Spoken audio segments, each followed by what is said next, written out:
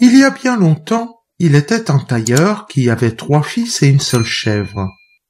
La chèvre devait les nourrir tous les 3 avec son lait. Il fallait qu'elle mangeât bien et qu'on l'amenât tous les jours au champ. Les fils s'en occupaient chacun à son tour.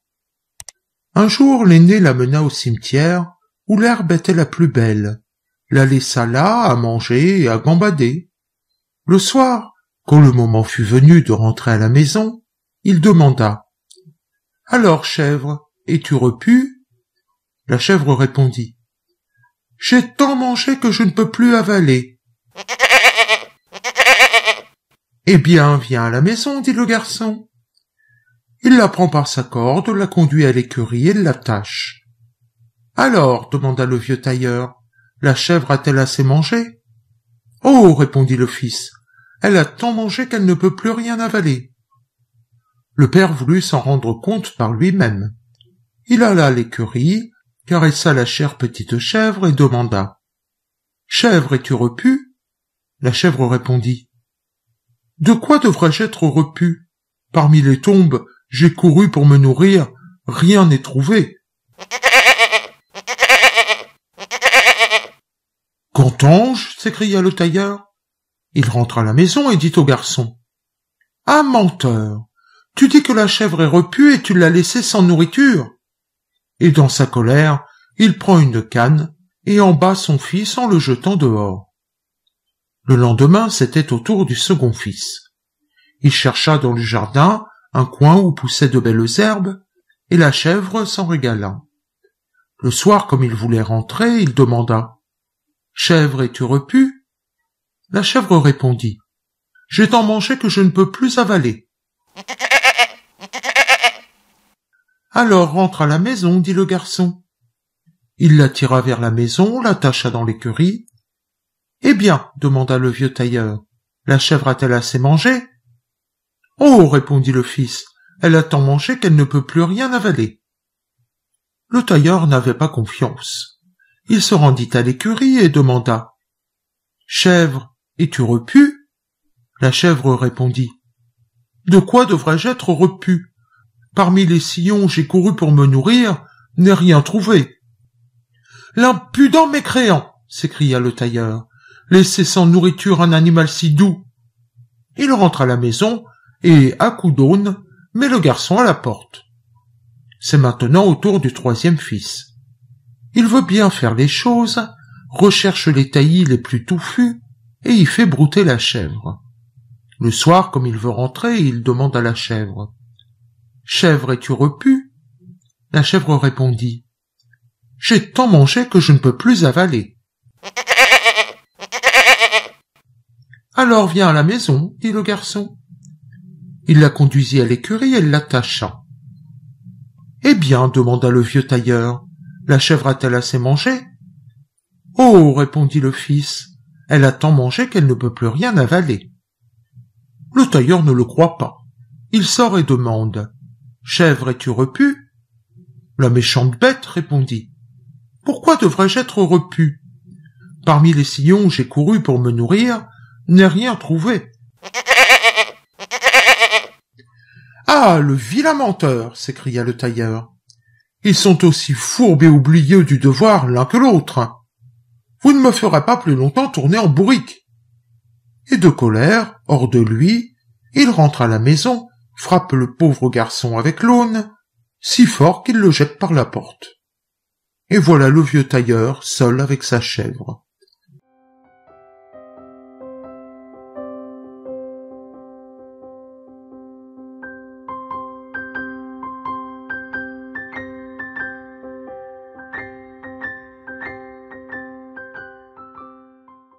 Le lendemain, il va à l'écurie, caresse la chèvre et dit « Viens, ma mignonne, je vais te conduire moi-même au champ. » Il la prend par sa longe et l'amène là où se trouvent les baies que les chèvres mangent avec le plus de plaisir. « Pour une fois, tu peux y aller de bon cœur, lui dit-il. » Et il la laissa brouter jusqu'au soir. Il demanda alors « Chèvre, es-tu repue ?» Elle répondit « J'ai tant mangé que je ne puis plus rien avaler. »« Alors viens à la maison, dit le tailleur. » il la conduisit à l'écurie et l'attacha.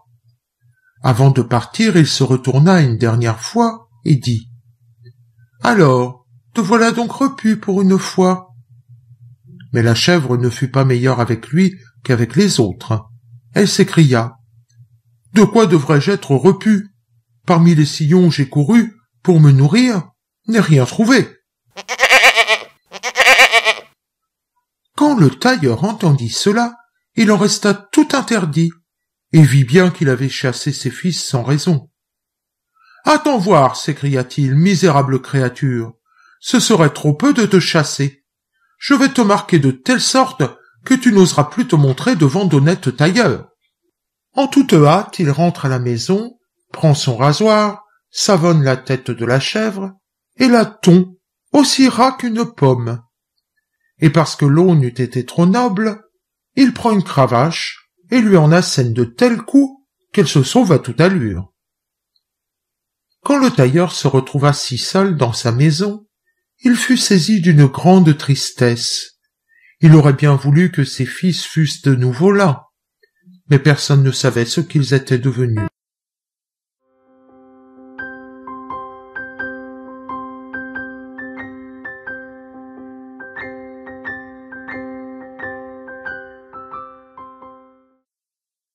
L'aîné était entré en apprentissage chez un menuisier. Il travaillait avec zèle et constance. Lorsque son temps fut terminé, et que vint le moment de partir en tournée, son patron lui offrit une petite table, qui n'avait rien de particulier, en bois très ordinaire. Mais elle avait une qualité. Quand on la déposait quelque part et que l'on disait « Petite table, mets le couvert », on la voyait tout à coup s'habiller d'une petite nappe bien propre, et il y avait dessus une assiette avec couteau et fourchette, et des plats avec légumes et viande, tant qu'il y avait la place. Et un grand verre plein de vin rouge étincelait, que ça en mettait du baume au cœur. Le jeune compagnon pensa « En voilà assez jusqu'à la fin de tes jours. » Et de joyeuse humeur, il alla de par le monde, sans se préoccuper de savoir si l'auberge serait bonne ou mauvaise, et si l'on y trouvait quelque chose à manger ou non. Quand la fantaisie l'en prenait, il restait dans les champs, les prés ou les bois, où cela lui plaisait, décrochait la petite table de son dos, l'installait devant lui et disait « Petite table, mets le couvert !» Et tout de suite, tout ce que son cœur souhaitait était là. Finalement, il lui vint à l'esprit qu'il voudrait bien revoir son père.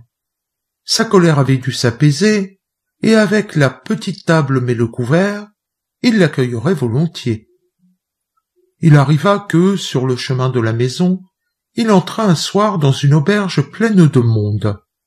On lui souhaita la bienvenue, et on l'invita à prendre place parmi les hôtes et à manger avec eux, car on trouvait difficilement quelque chose pour lui tout seul.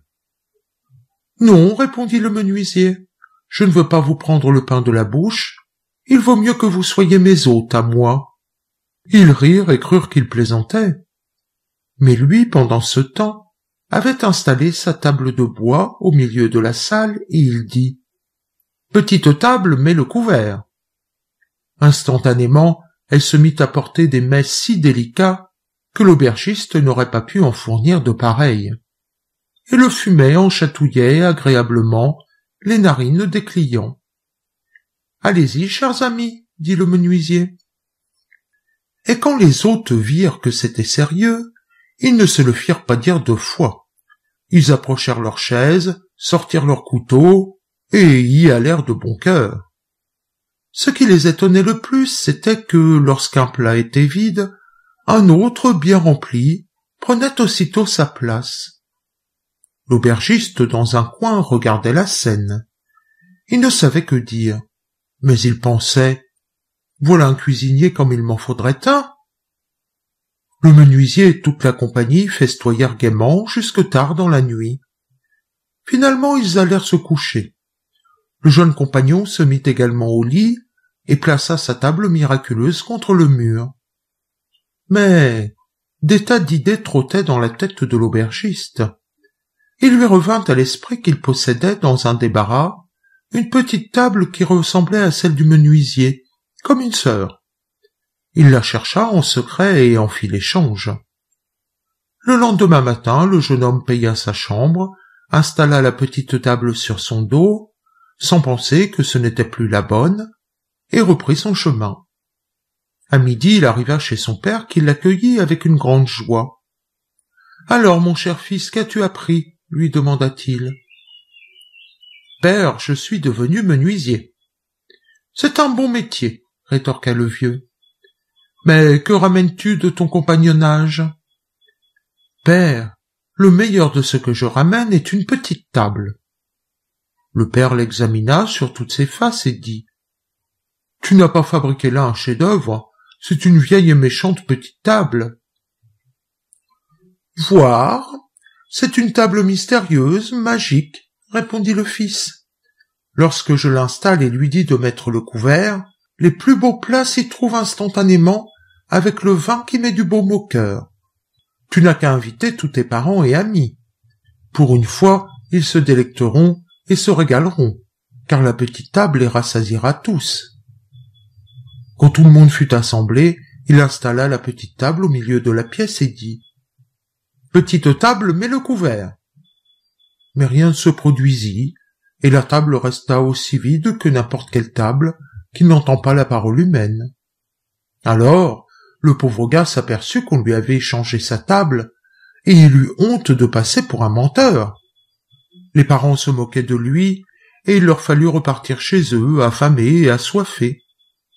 Le père reprit ses chiffons et se remit à coudre. Le fils trouva du travail chez un patron.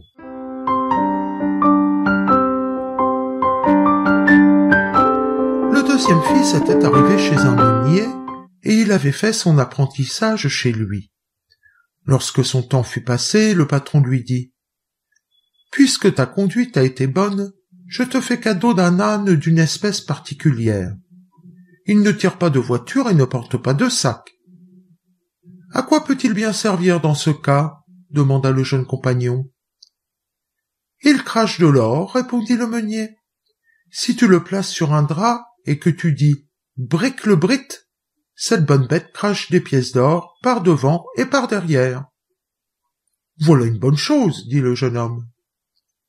Il remercia le meunier et partit de par le monde. Quand il avait besoin d'argent, il n'avait qu'à dire « brique le brit » à son âne, et il pleuvait des pièces d'or. Il n'avait plus que le mal de les ramasser. Où qu'il arrivât, le meilleur n'était jamais trop bon pour lui, et plus cela coûtait cher, mieux c'était. Il avait toujours un sac plein de pièces à sa disposition. Après avoir visité le monde d'un bout de temps, il pensa « Il faut partir à la recherche de ton père. Quand tu arriveras avec l'âne d'or, il oubliera sa colère et te recevra bien. » Par hasard, il descendit dans la même auberge que celle où la table de son frère avait été échangée. Il conduisait son âne par la bride, et l'aubergiste voulut le lui enlever pour l'attacher. Le jeune compagnon lui dit « Ne vous donnez pas ce mal, je conduirai moi-même mon grison à l'écurie et l'attacherai aussi moi-même.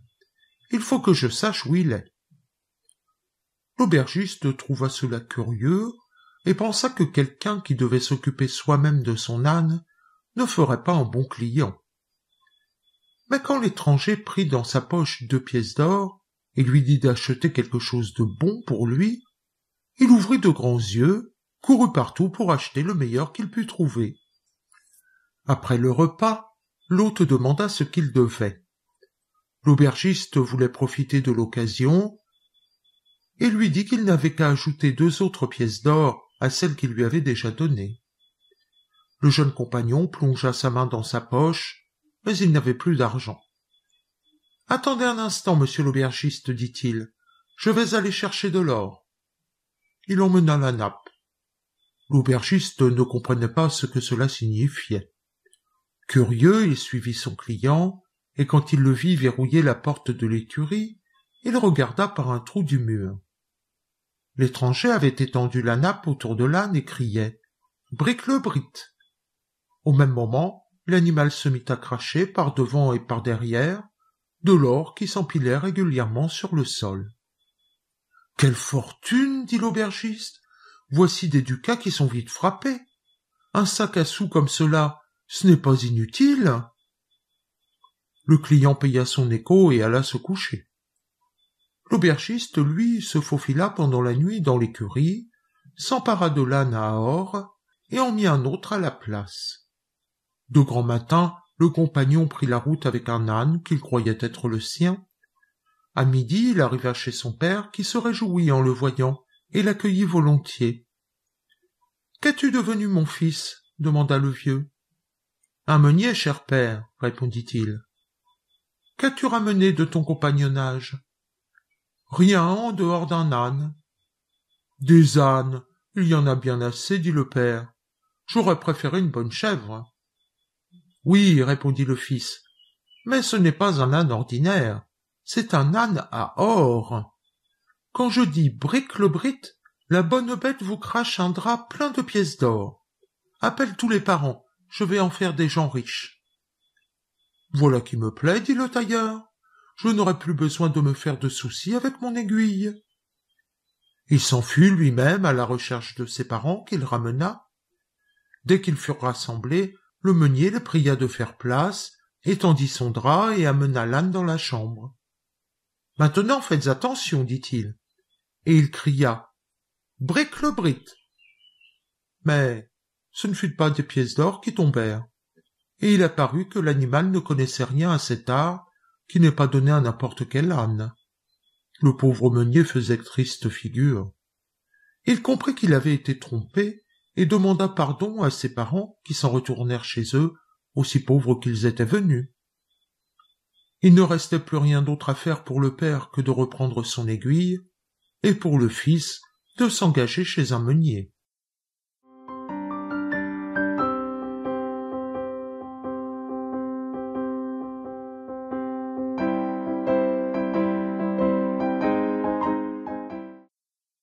Le troisième frère était entré chez un tourneur sur bois, et comme il s'agissait d'un métier d'art, ce fut lui qui resta le plus longtemps en apprentissage.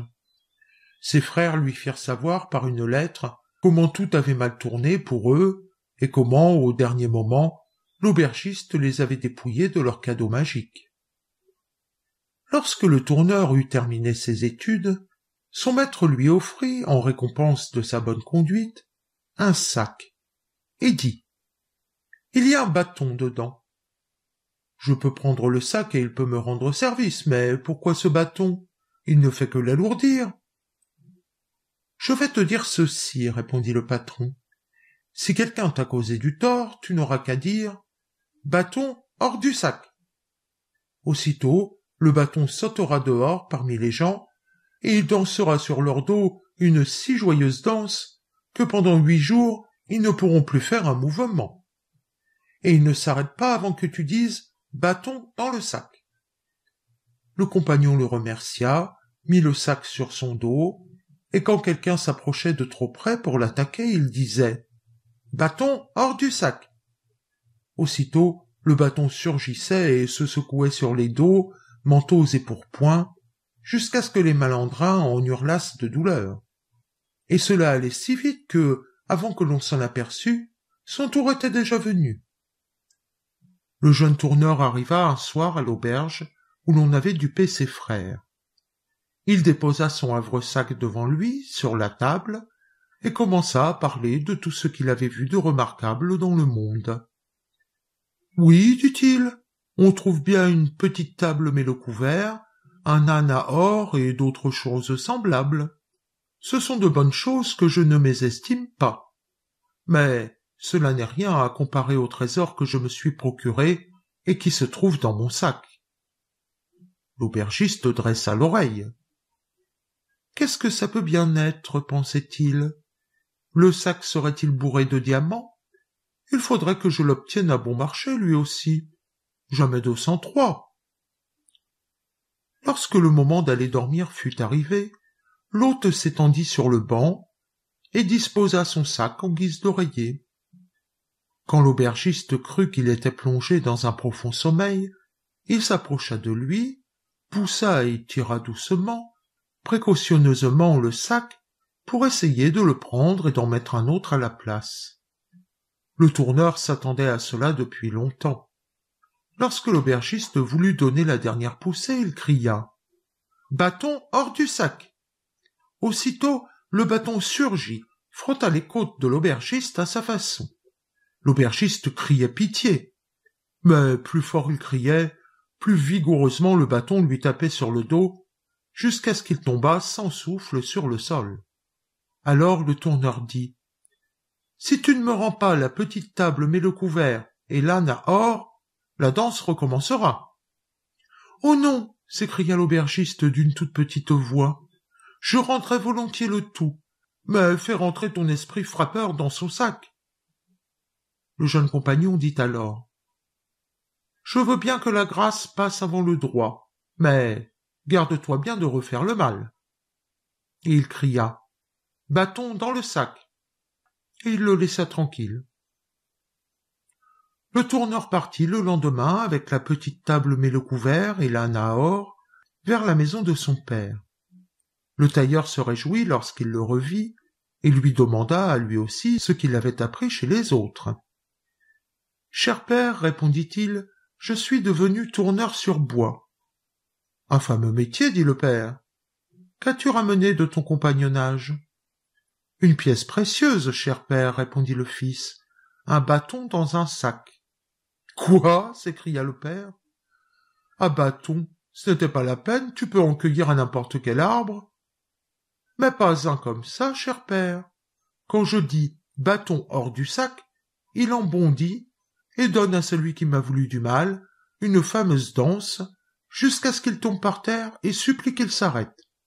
Voyez-vous, c'est avec ce bâton que j'ai récupéré la petite table mais le couvert et l'âne à or que l'aubergiste avait dérobé à mes frères. Maintenant appelle mes frères et invite tous les parents.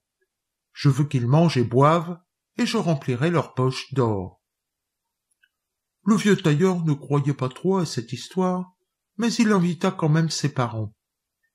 Le tourneur étendit un drap dans la chambre, fit entrer l'âne à or, et dit à son frère « Maintenant, cher frère, parle-lui. » Le meunier dit « Brique le brit !»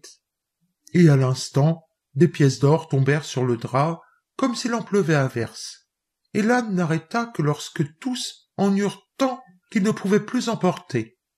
« Je vois à ta mine que tu aurais bien voulu en être. » Alors le tourneur chercha la petite table et dit « Cher frère, parle-lui maintenant. » Et à peine le menuisier avait-il dit « Petite table mais le couvert » que déjà les plus beaux mets apparaissaient en abondance. Il y eut un repas comme jamais encore le bon tailleur n'en avait vu dans sa maison. Toute la famille resta rassemblée jusqu'au milieu de la nuit, et tous étaient joyeux et comblés. Le tailleur enferma aiguilles, bobines, aunes et fer à repasser dans une armoire, et vécut avec ses fils dans la joie et la félicité.